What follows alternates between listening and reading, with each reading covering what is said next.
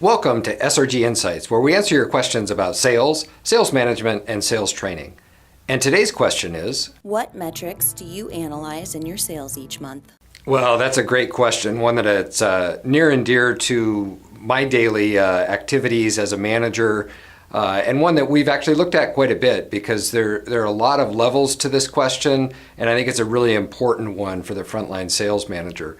I think the first question you really need to ask is, why are we tracking these things? What's the outcome? What's the purpose of doing this? And I think often we do it because we have to report results up through the organization. So we have to provide our status, we have to roll these up into a sales report that then goes up to the VP level and ultimately becomes part of the organizational reports, which I think is necessary, absolutely, and it's very important. But I think we should also look at an objective of what we're measuring as a way to improve the performance of the sales team. And that's really where I'd like to focus today. There are a number of different things that we can and should be tracking to see how our sales team's doing. And instead of looking at what we consider kind of lagging indicators, in other words, looking at the end of the month or the end of the quarter, seeing that we missed our target and getting frustrated, it's a bit like waiting till the end of a game to see that we lost and that the score wasn't in our favor, and then getting mad that we didn't do anything during the game to adjust those activities.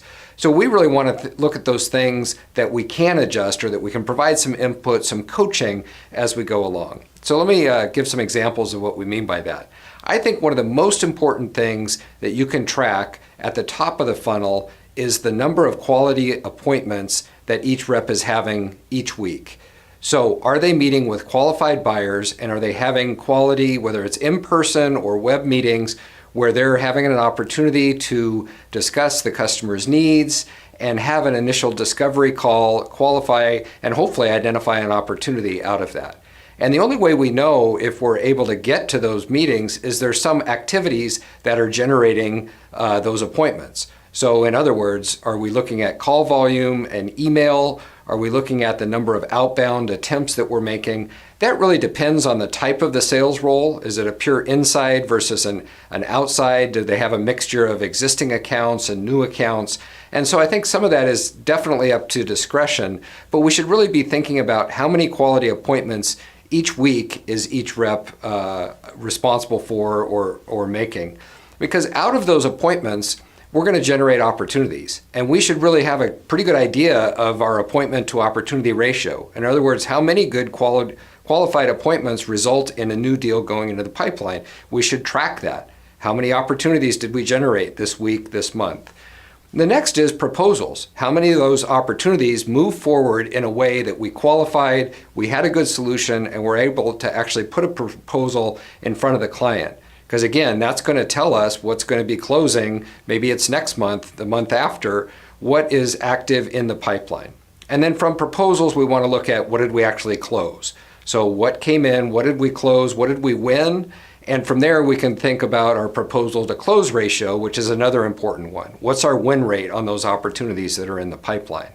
So I think those are some really meaningful metrics that tell us really where we are in the pipeline, how well we're doing. And I think what's most important then is, sure, we can look at our bookings for the month and the quarter, and we can look at our percentage of quota or percentage of plan, but those are the other indicators that are really going to tell us how we're doing, how we're tracking, and that we can make some course correction. If we don't have enough quality appointments, we can be pretty rest assured that we're not going to generate the number of opportunities we need to fill the pipeline up and to move forward to proposal and close. So maybe we need to do some additional activities. Maybe we need to have some campaigns to really start generating more appointments and more opportunities.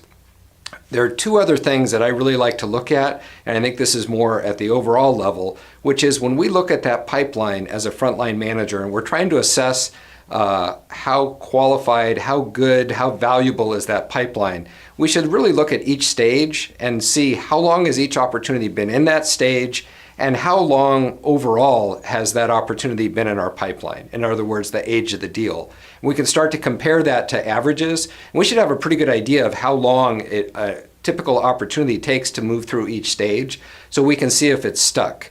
And when we think about a bloated pipeline, it's typically because something's been in stage for much longer than normal and we're not doing the right things, or in fact, maybe we've lost that deal and we just don't know it yet. But we probably need to do some active coaching to move that opportunity along or to disqualify it and focus on some other deals. Really interesting quote and statistic that says it takes 50% longer to lose a deal than it takes to win one. So why are we spending that extra time on deals that aren't going to move forward? Let's identify those and get them out of the pipeline.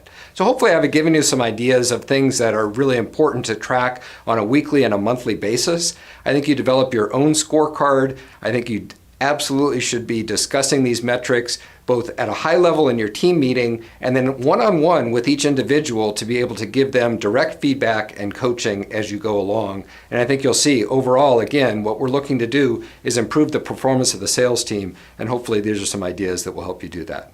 Thank you.